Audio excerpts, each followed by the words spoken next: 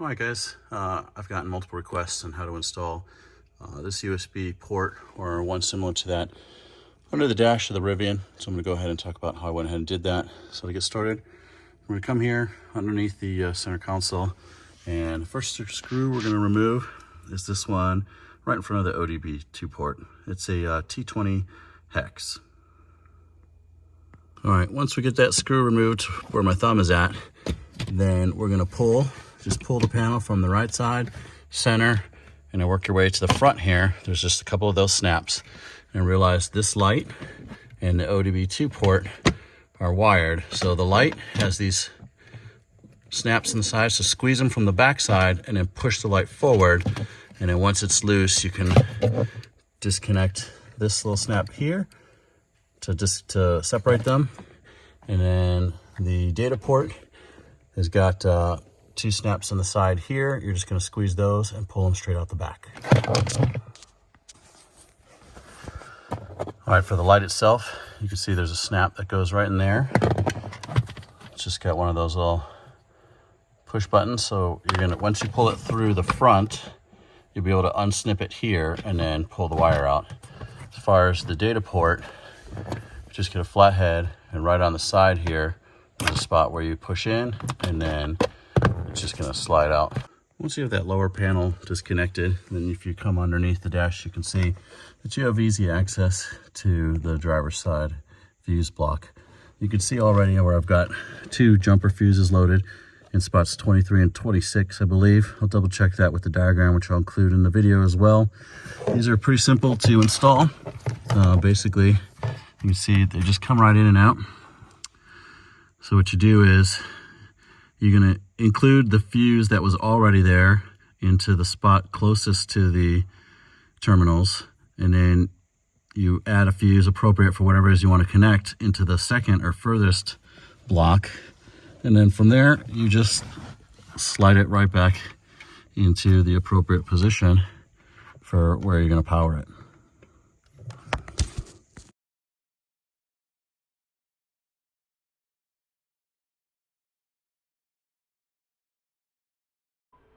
These are called fuse taps.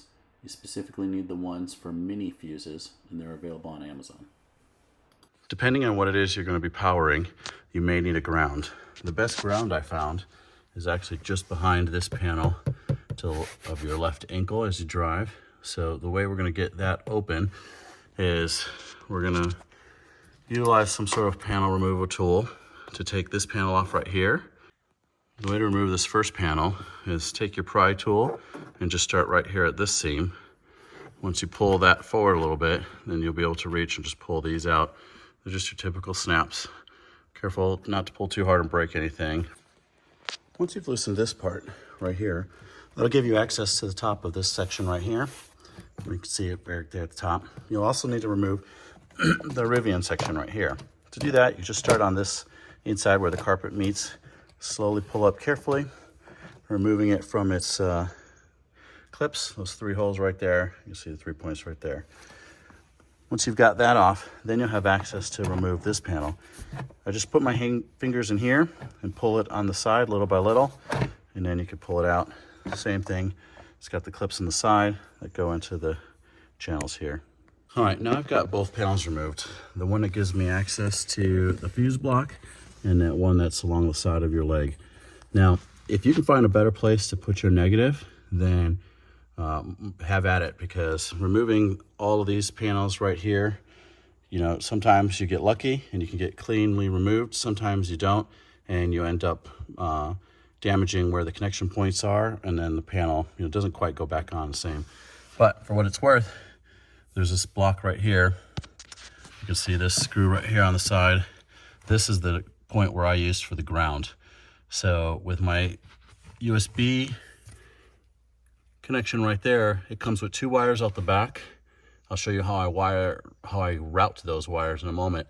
But the two wires, one of them goes to the fuse block, or the fuse jumper that you can see right there, and then the black or negative wire comes down, as you can see, and grabs that point as a negative ground. I have two different items loaded back here, one of which is just this USB port, which is basically unutilized and available if someone should need it.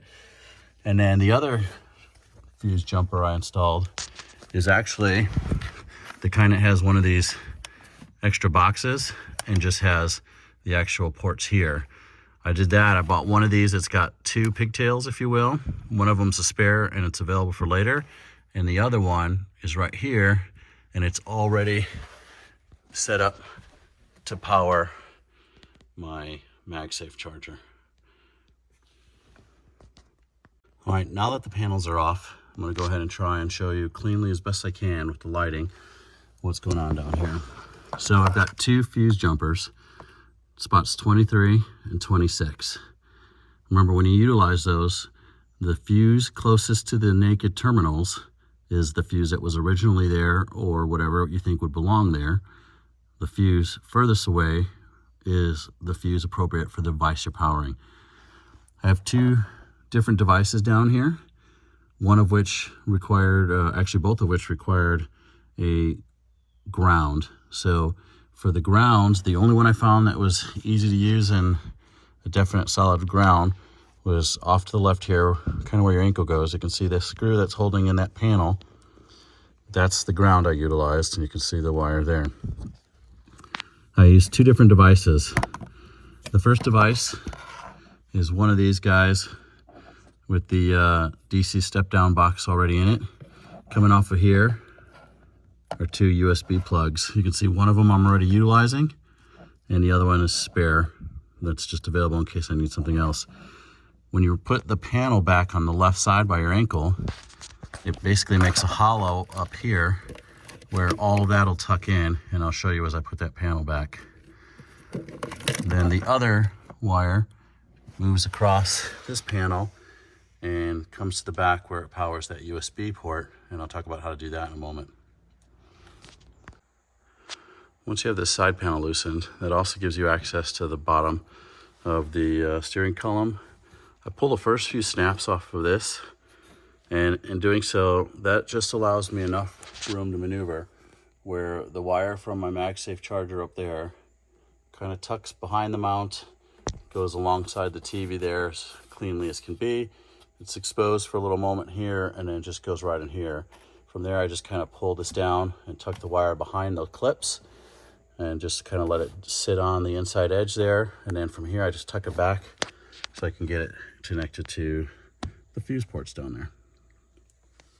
Now the last part, to get that actual fuse block there, if that's what you're after, basically I'm just going to explain these steps. Obviously remove whatever you have in this tray. So, you know, if it's an aftermarket tray, the actual Rivian tray, whatever the case may be. For this actual rubber one, it just kind of snaps on there.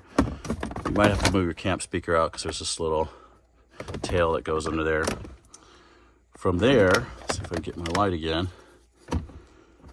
From there, using a panel tool of some sort, you can get under here, and I'm going to spare the details, but you basically see I just snapped it now. Just pry this out, and this square panel will pop out, and then from there you can just reach your hands to install that. As far as installing that, there's different ones, different models, so when you'll have to base it off of which one you get, but I had to drill a small hole behind that panel and pull the wire through there, and the wire was dangling here, and then whichever wire I had from a fuse block, I routed it up like we talked about through here, and then just fed it that way until I saw it dangling here, did the wiring, tucked it back up and put these panels back on. I hope that helps. If you guys have any questions, you can send me a DM online. Otherwise, until next project.